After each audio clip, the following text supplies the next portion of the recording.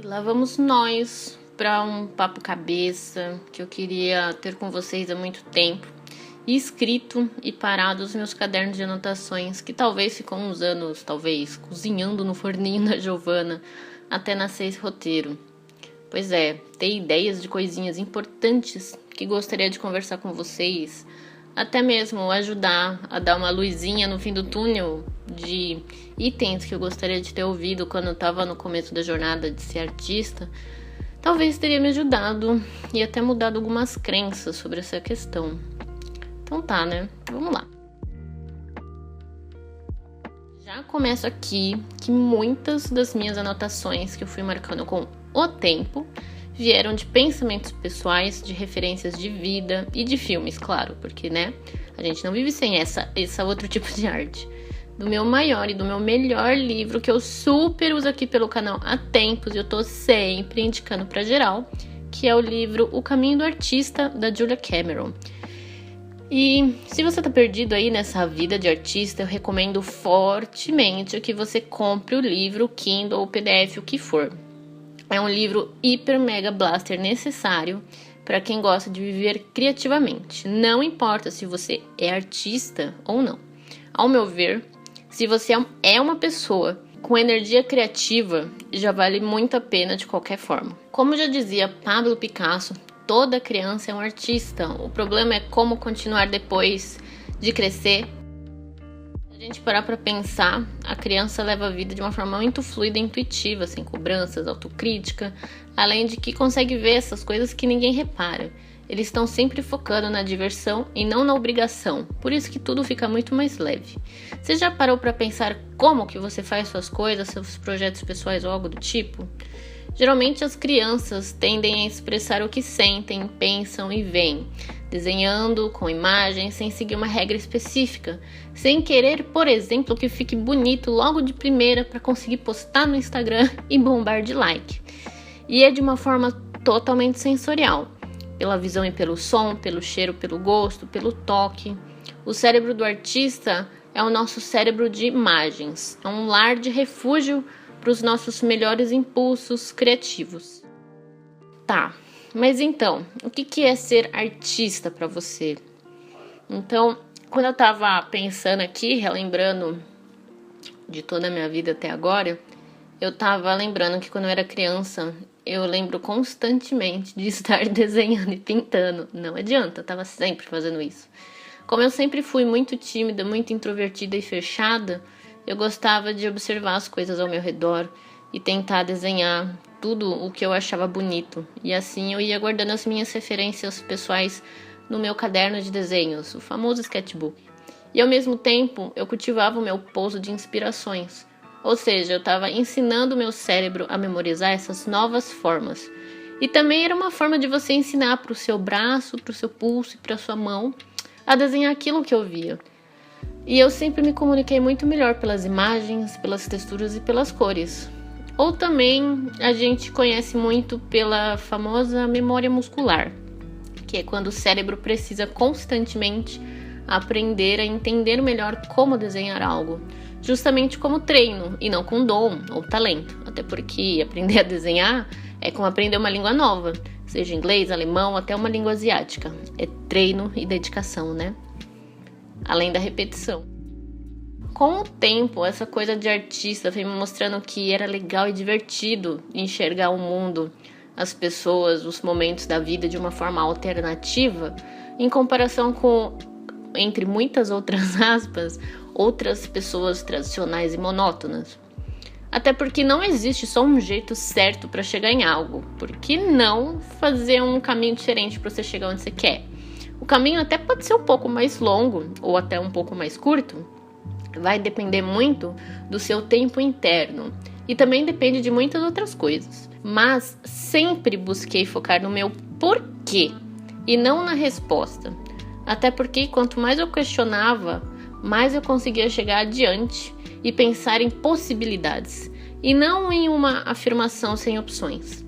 Ser curiosa também me ajudou muito e ainda ajuda bastante na minha parte da criatividade.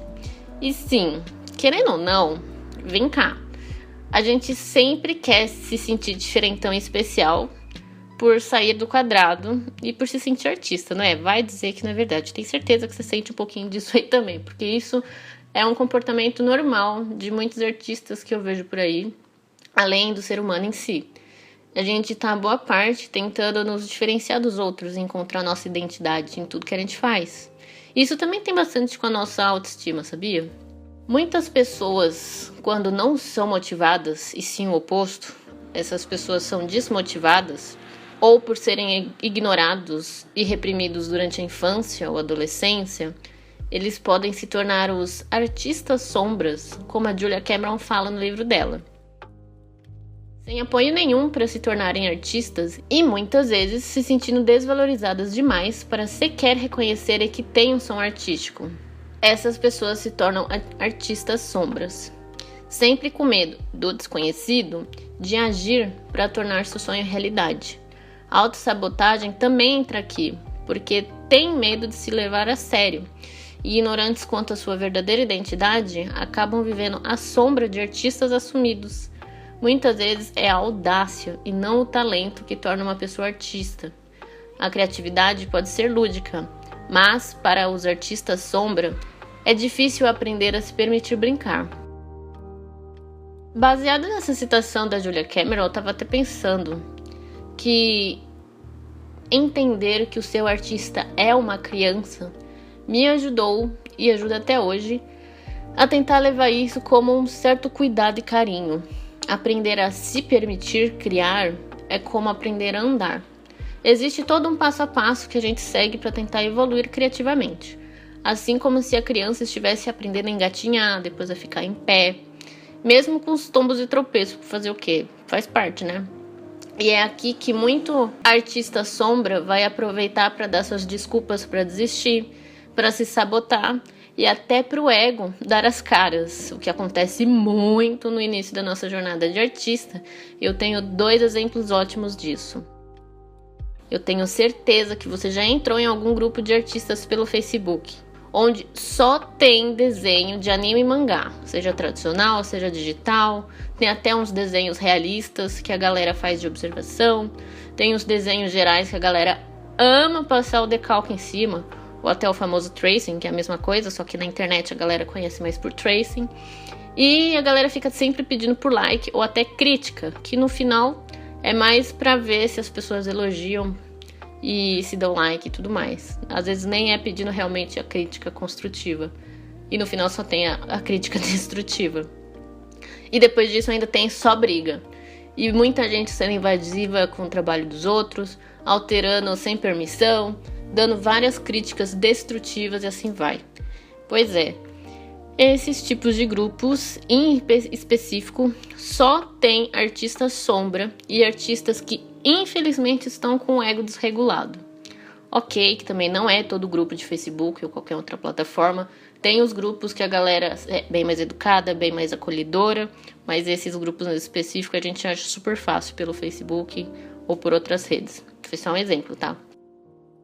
E ok, que todo mundo, uma vez na vida, já usou e abusou do próprio ego no começo da vida artística. E aí eu tava relembrando, durante muito tempo na adolescência e até no começo da faculdade de moda, onde eu tinha que desenhar vários croquis. Eu lembro muito bem que meu ego tava na base daquilo lá. Ah, eu já sei fazer isso tudo, não preciso estudar mais, eu sou foda. E acredito que você pode ter passado por algo parecido também, né? Se sim, deixa aí nos comentários e me fala o que você fazia. Vamos compartilhar e comparar experiências.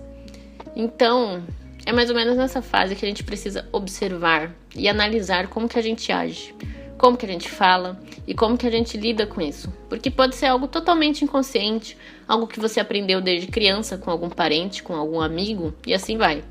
Ninguém te ensina sobre essas questões na nossa jornada de artista. E é bem raro, pelo menos eu nunca vi, e eu tô aqui tocando nesse assunto, que eu acredito que possa tocar em muitas feridas da galera que assiste aqui meus vídeos, e que pode até rolar talvez uns comentários ácidos, mas faz parte. E também faz parte a gente tentar trazer a mão pra consciência para esses assuntos, né?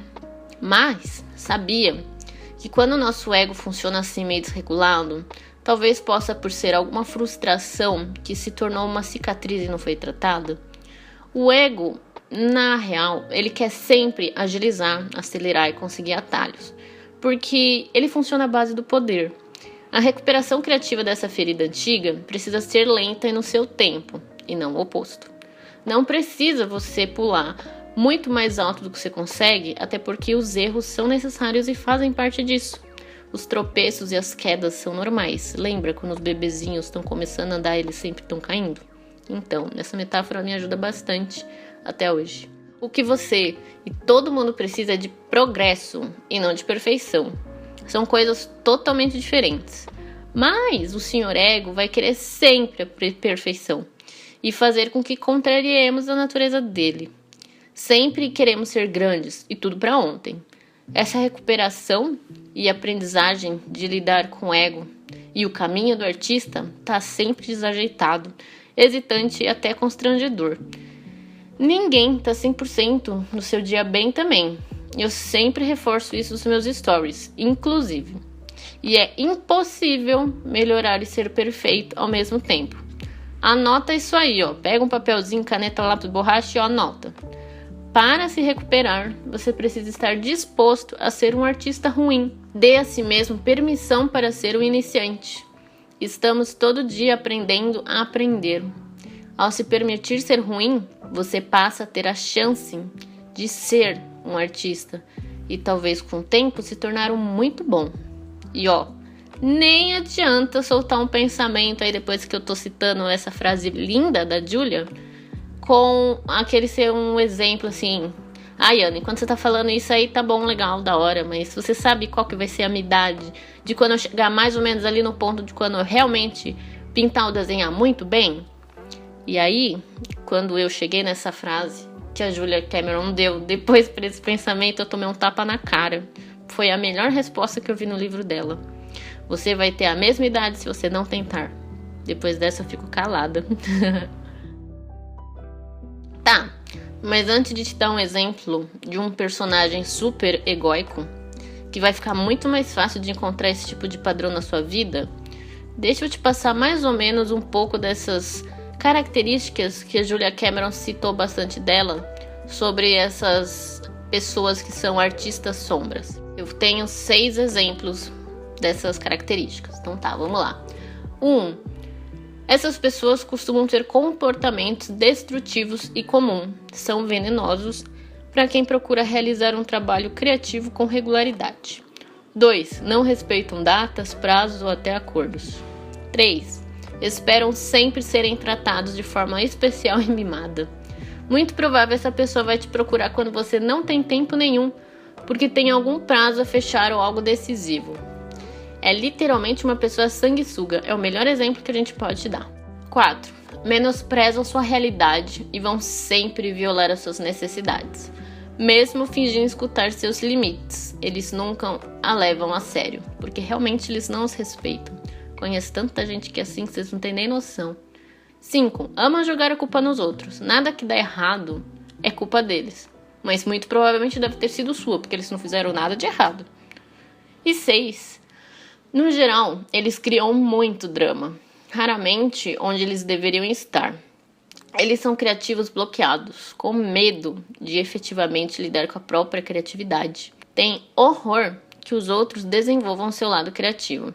Eles sentem inveja e ainda se sentem ameaçados. Praticamente, eles não têm coragem, porque têm medo demais. Então, como se eles já se auto-sabotam, eles vão aproveitar para atrapalhar a sua vida e as suas custas. Ok, a gente já tem mais ou menos um perfil da galera que tá com o ego no grau, mami. E agora, eu consigo exemplificar melhor um ótimo personagem da Disney para dar de metáfora também, além do exemplo, que é completamente esse tipo de pessoa que eu tô falando pra vocês e que eu quero também alertar pra vocês perceberem se tem na sua vida, se você possa estar sendo essa pessoa, pra você abrir os olhos e perceber se tá tendo algum comportamento nesse tipo.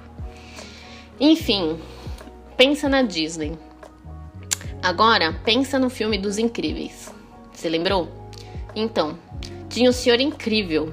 Na época que ele tinha aquele uniforme azul horroroso, que a Edna Moda sempre falava. E sempre tinha um menininho que ficava seguindo ele.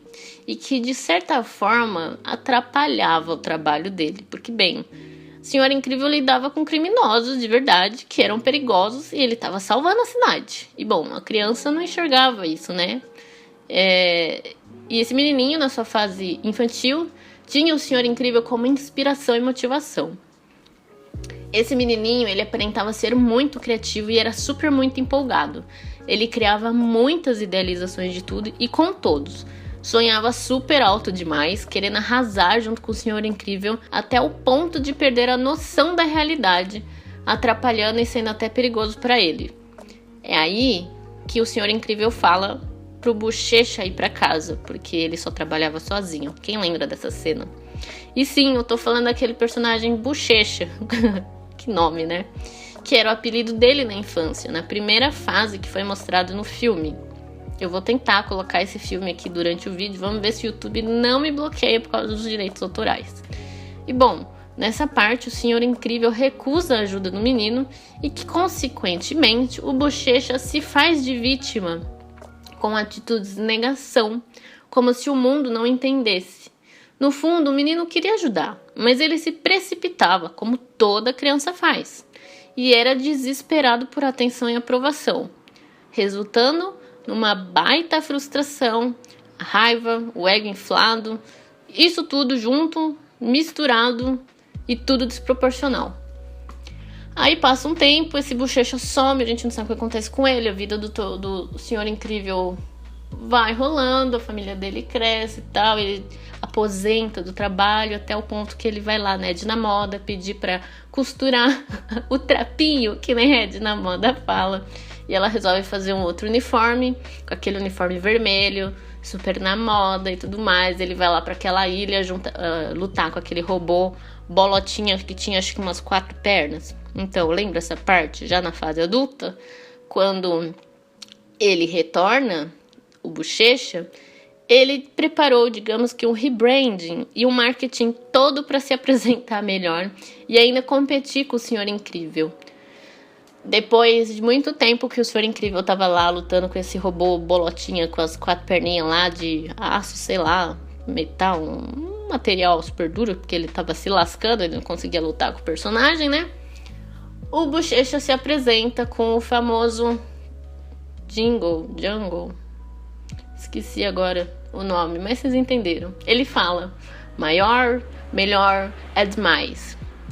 E é tudo muito mais performático, visando justamente se mostrar para os outros, meio que para eles se sentirem culpados, porque perderam tudo aquilo. E querendo ou não, a gente pode analisar isso como uma forma de orgulho reprimido, uma frustração, que nem eu falei antes. E no meio disso tudo, ele ainda está em busca de aprovação, de carência, de atenção, mas com tudo muito coreografado, para poder satisfazer e suprir a carência passada da infância pelo seu ídolo. Ele quer se sentir alguém que ele não conseguiu se sentir espontaneamente quando ele era criança, agindo de forma mimada e frustrada. Então, se você parar para pensar, eles gostam de se sentir como personagens ameaçadores, que é praticamente a mesma estrutura de quem faz bullying. Se sentir superior, mas no fundo são as pessoas solitárias e vazias. Elas não sabem viver muito bem em sociedade, e muito provavelmente elas são emocionalmente imaturas e carentes. Basicamente, esse é um perfil de uma pessoa que o ego tá super descontrolado. E aí, no final do filme, pra quem já assistiu, tem uma hora que acho que o robô se volta contra ele e acho que ele dá um soco lá no Bochecha, eu até esqueci o nome dele. Esqueci o nome. Nossa, tá vendo? O marketing dele não deu certo, porque eu até esqueci, só fiquei com o Bochecha na cabeça. Ah, era a Síndrome. Se eu não me engano, era o Síndrome. E aí o robô dá um soco nele lá, ele cai no telhado lá do prédio, desmaia e não é mais ninguém. Porque o Senhor Incrível, pra variar, salva a cidade que eles moram. Mas e aí? Você já presenciou alguém da sua família, grupo de amigos, grupos de arte da galera agindo dessa forma? Foi um ótimo exemplo que eu tinha anotado aqui no meu caderno. E eu queria realmente falar disso com vocês, só que eu não fazia ideia como que eu ia colocar esse tema em algum roteiro. E cá estamos nós, né? Mas enfim, juntando todas essas questões, aparece também o senhor perfeccionismo e a mania de querer controlar o seu processo criativo pra gente sair completamente perfeito.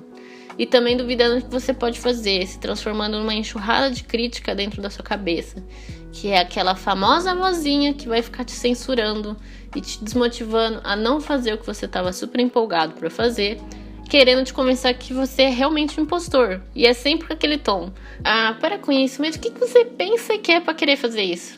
Você já ouviu essa vozinha dentro da sua cabeça, que eu tenho certeza. Todo dia eu escuto a minha. Tenho certeza que você escuta a sua todo dia. Sempre que a gente vai fazer algo, vai surgir um sentimento de resistência, de medo, principalmente, e uma rigidez. Ao substituir essa voz, que provavelmente vai dizer de jeito nenhum, você pode substituir ela por um talvez. E assim a gente abre a porta do mistério e da mágica para a gente poder criar. Essa nova atitude positiva é o início da confiança. Eu sei que não é fácil na teoria, mas se a gente continuar a nadar todo dia e tentar fazer isso, ajuda um pouco, vai. A gente até começa a olhar para o que há de bom no fundo de uma aparente adversidade e também começamos a nos tratar melhor. A gente se sente menos desesperados, menos duros conosco e quem sabe até com os outros também. Um medo que aparece aí pode ser do fracasso, ou até medo do que possa dar certo. O que eu vou fazer quando dá certo? Dá um medo do novo, né? E desde criança, se você decidiu que gostaria de seguir com a sua carreira de artista e teve que lidar com os famosos comentários de parentes e amigos, que eu já tô falando assim porque, né? Eu já ouvi vários. E lá no fundo, a gente pode sempre sentir uma culpa inconsciente. E isso acaba que faz uma pressão para que a gente sempre seja grandes artistas incríveis, foda, master, blaster. Sempre, do começo ao fim, que a gente nunca vai poder errar, ou desistir, ou talvez estagnar, ou talvez ter que dar um tempo, dar uma sumida, e sei lá. Só que assim, a necessidade de ser um grande artista torna difícil ser um grande artista. E a necessidade de produzir uma grande obra de arte torna mais difícil ser um artista. Então, ter essa dificuldade de iniciar um projeto não significa que você não vai conseguir fazer.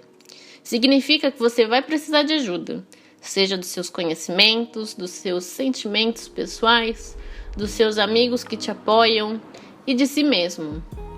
Acima de tudo, você precisa se permitir começar pequeno e aos poucos. Os primeiros passos devem ser recompensados. Você estabelecer objetivos impossíveis vai criar um medo imenso. E aí depois disso vai vir a procrastinação. Quero ver você conseguir fazer tudo depois que precisa. Então não faça isso. Isso tudo acontece, sabe pelo quê? Por causa do medo. Daí ele vai vir te bloquear e o artista que tá dentro de você vai se sentir um bosta. Sério, eu já fiz isso várias vezes e ainda faço. É uma luta constante. Todo dia o famoso continue a nadar. Por isso que eu tô sempre falando e usando isso na minha vida. Acho que eu vou até tatuar em mim algum dia. Ele traz a sensação de você não ser bom bastante, de não terminar e talvez de um possível fracasso e até de sucesso. Mas até o medo de sequer começar. Então, uma resposta boa para isso, mas também que não é regra, mas que eu recomendo que você faça, tem me ajudado, é conseguir olhar para o seu medo com amor e gentileza. Tenta usar esses dois, amor e gentileza, para o seu artista interior, para curar esse medo. Para de gritar para si mesmo e seja gentil. E uma coisa de cada vez. Em pequenos passinhos a gente chega lá. Seja com estratégia, ou seja sem, ou seja no feeling. Eu sei que olhar pra dentro e conseguir colocar tudo isso em prática que eu falei não é fácil. Já faz uns bons anos fazendo isso, seja com terapia ou seja com sem. lendo livros de arte e criatividade que eu amo, super recomendo. Isso me deixa super criativa e mais empolgada também. Em meio ao caos que a gente está vivendo no contexto atual, seja na vida pessoal, seja no coletivo. Enfim, espero que esse vídeo possa ter dado um quentinho no coração para vocês, que tenha motivado e que eu tenha conseguido passar isso por este roteirozão, por este textão, porque eu amo textão, vocês sabem. Os meus vídeos super se refletem nisso. E é isso. Se você gostou desse vídeo, compartilha para os seus amigos que também se sentem meio estagnados, que estão lidando com alguns problemas por causa do ego, seja com eles mesmos ou com pessoas que os cercam. Se tem esses medos, esses receios e tudo que envolve isso tudo que eu conversei aqui com vocês. Eu tô sempre pelas redes sociais. Deixa seus comentários, curte o vídeo. E é isso, eu fico por aqui. Senão esse vídeo vai ficar imenso, como vocês já sabem que ficam. E é isso, gente. Tchauzinho. E fui.